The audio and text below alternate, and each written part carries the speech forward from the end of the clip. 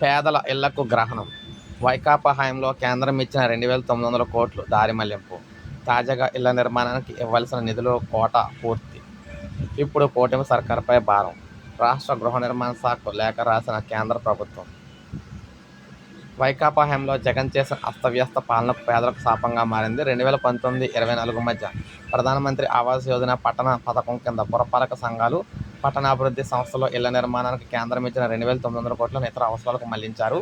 ఆ నిధులకు లెక్కాపత్రం లేకుండా పోయింది. 2 ఏళ్లుగా ఉన్న నిధులతోనే ఇళ్ల నిర్మాణాన్ని అయితే కూటమి ప్రభుత్వం పూర్తి చేస్తుంది.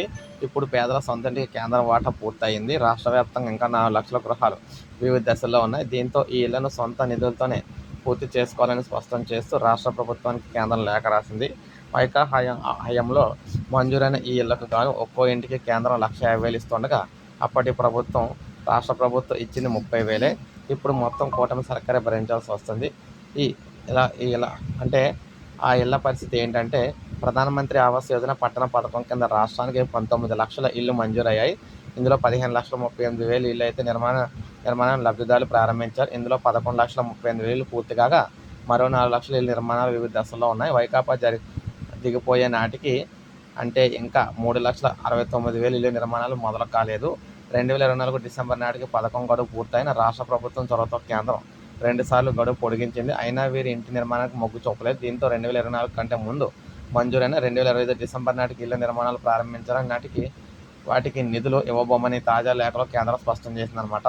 పథకం గడువు 2 నెలలే ఉంది. ఇప్పటికీ కేంద్ర ప్రధానమంత్రి ఆవాస్ యోజన పట్టణ పథకం 2.1 ప్రారంభించి రాష్ట్రానికి కొత్తగా 1,00,000 ఇళ్లు మంజూరు చేసింది.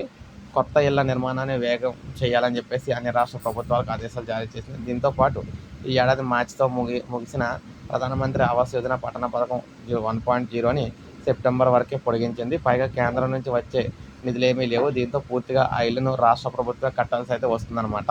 సో ఈ విధంగా ఇళ్ల నిర్మాణంపై ప్రాబ్లం అయితే వచ్చిందని చెప్పేసి చెప్తున్నారు. సో ఇది అప్డేట్. ఒక లైక్ చేయండి, సబ్స్క్రైబ్ చేసుకుని ఛానల్ సబ్స్క్రైబ్